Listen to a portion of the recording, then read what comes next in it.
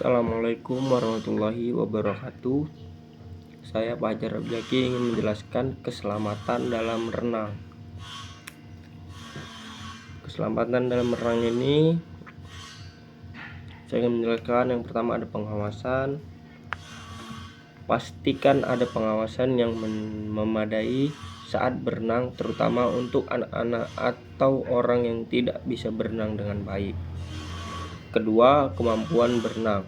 Pastikan Anda memiliki kemampuan berenang yang memadai sebelum memasuki air. Ketiga, kondisi air. Periksa kondisi air sebelum berenang. Pastikan air tidak terlalu dalam untuk memiliki arus yang kuat. Keempat, bahayanya lingkungan. Periksa lingkungan sekitar kolam renang atau pantai. Pastikan tidak ada bahaya seperti batu atau tanaman yang dapat menyebabkan cedera. Kelima, pertolongan pertama. Pastikan Anda tahu cara memberikan pertolongan pertama jika terjadi kecelakaan saat berenang. 6. Penggunaan alat keselamatan. Gunakan alat keselamatan seperti pelampung atau jaket keselamatan jika diperlukan. 7. Berenang dengan pasangan. Berenang dengan pasangan dapat membantu jika terjadi kecelakaan atau kesulitan saat berenang. Yang 8. Ikuti aturan yang berlaku di kolam renang atau pantai, seperti tidak berenang saat cuaca buruk atau tidak berenang sendirian. Lanjut, di sini saya akan menjelaskan pengawasan langsung, pengawasan saat renang. Yang pertama, pengawasan langsung. Pastikan ada orang dewasa atau pengawas yang bertanggung jawab untuk mengatasi anak-anak atau orang yang tidak bisa berenang dengan baik saat berenang. Kedua, jumlah pengawas. Pastikan jumlah pengawas cukup untuk mengawasi semua orang yang berenang. Ketiga, kemampuan pengawas. Pastikan kemampuan memiliki kemampuan untuk memberikan pertolongan pertama dan melakukan penyelamatan jika terjadi kecelakaan. Keempat, pengawasan area. Pastikan pengawas memantau area renang secara menyeluruh, termasuk area terlebih dalam atau area yang memiliki arus yang kuat. Kelima, komunikasi. Pastikan pengawas dapat berkomunikasi dengan efektif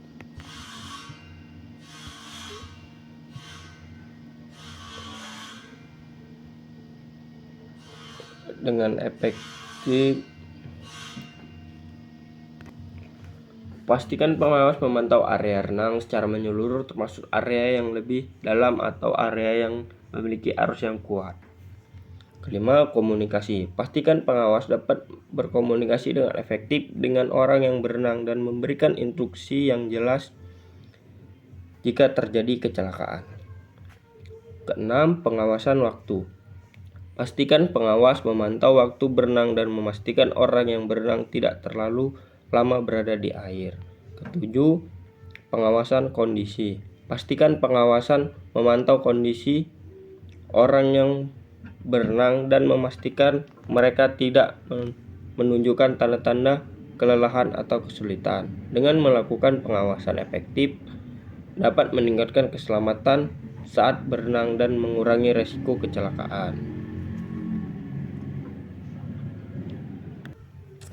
Lanjut, saya akan menjelaskan teknik berenang. Kemampuan berenang yang baik memerlukan teknik yang tepat, termaksud posisi tubuh, gerakan lengan dan kaki, serta pernapasan.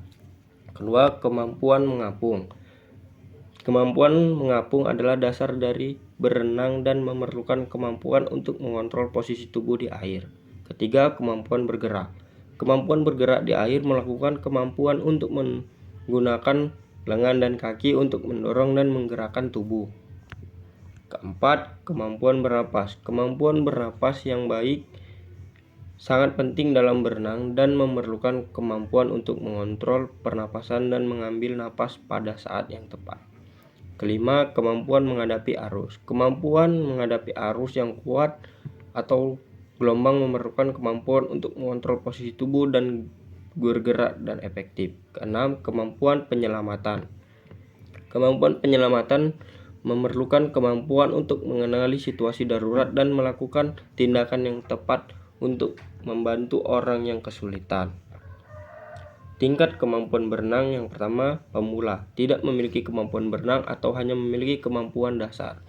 Kedua, menengah, memiliki kemampuan berenang yang baik tapi masih memerlukan pengawasan dan bantuan dalam situasi tertentu.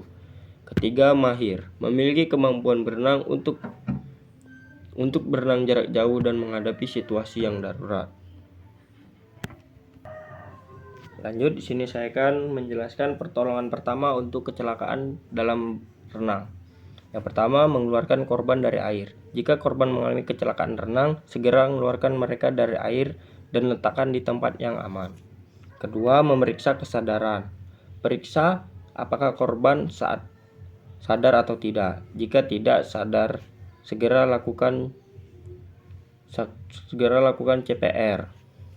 Ketiga, menghentikan pendarahan. Jika korban mengalami luka yang berdarah, dengan menghentikan pendarahan dengan menggunakan perban atau kain bersih.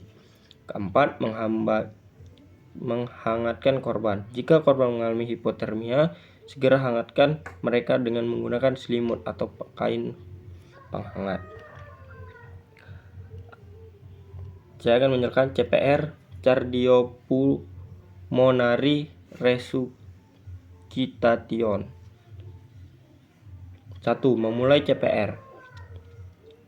Jika korban tidak bernapas, segera melakukan CPR dengan melakukan kompresi dada dan pemberian napas buatan. Kedua, kompresi dada. Lakukan kompresi dada dengan menekan dada korban sebanyak 30 kali, kemudian berikan 2 napas buatan. Ketiga, pemberian napas buatan. Berikan napas buatan dengan meniupkan udara ke dalam paru-paru korban melalui mulut atau hidung. Pertolongan pertama untuk kram. 1. Mengeluarkan korban dari air. Jika korban mengalami kram saat berenang, segera mengeluarkan mereka dari air dan letakkan di tempat yang aman. Kedua, menghangatkan otot. Hangatkan otot yang mengalami kram dengan menggunakan kompres hangat atau mandi air hangat. Ketiga, peregangan. Lakukan peregangan pada otot yang mengalami kram untuk membantu mengurangi kejang. Dengan memahami pertolongan pertama saat renang, Anda membantu menyelamatkan nyawa dan mengurangi cedera pada korban kecelakaan renang. Lanjut, saya akan menjelaskan jenis alat keselamatan. Yang pertama ada pelampung. Pelampung adalah alat keselamatan yang dapat membantu mengapungkan tubuh di air. Kedua, jaket keselamatan. Jaket keselamatan adalah alat keselamatan yang dapat membantu mengapung tubuh di air dan memberikan perlindungan tambahan. Ketiga, ban renang.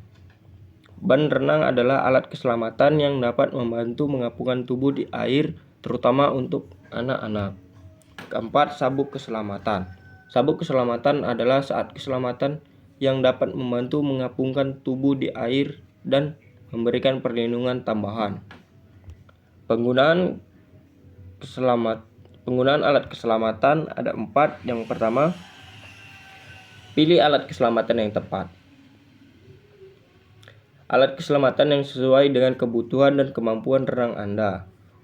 Kedua, pastikan alat keselamatan dalam kondisi baik. Pastikan alat keselamatan dalam kondisi baik dan tidak rusak sebelum digunakan. Gunakan alat keselamatan yang benar dan menyesuaikan dengan instruksi yang diberikan. Keempat, jangan bergantung pada alat keselamatan. Jangan bergantung pada alat keselamatan saja, tetapi perlu memiliki kemampuan renang yang baik dan waspada terhadap lingkungan sekitar. Manfaat penggunaan alat keselamatan ini, yang pertama, meningkatkan keselamatan. Penggunaan alat keselamatan dapat meningkatkan keselamatan saat renang dan mengurangi risiko kecelakaan. Kedua, memberikan perlindungan tambahan. Alat keselamatan dapat memberikan perlindungan tambahan bagi tubuh dan membantu mengapungkan tubuh di air. Tiga, meningkatkan kepercayaan diri. Menggunakan alat keselamatan dapat meningkatkan kepercayaan diri saat renang dan membuat Anda lebih nyaman berada di air. Dengan memahami penggunaan alat keselamatan saat renang, Anda dapat meningkatkan kemampuan keselamatan dan menikmati aktivitas renang dengan lebih baik. Sekian penjelasan saya tentang keselamatan dalam renang. Saya Fajar Jaki, saya undur diri. Salam olahraga.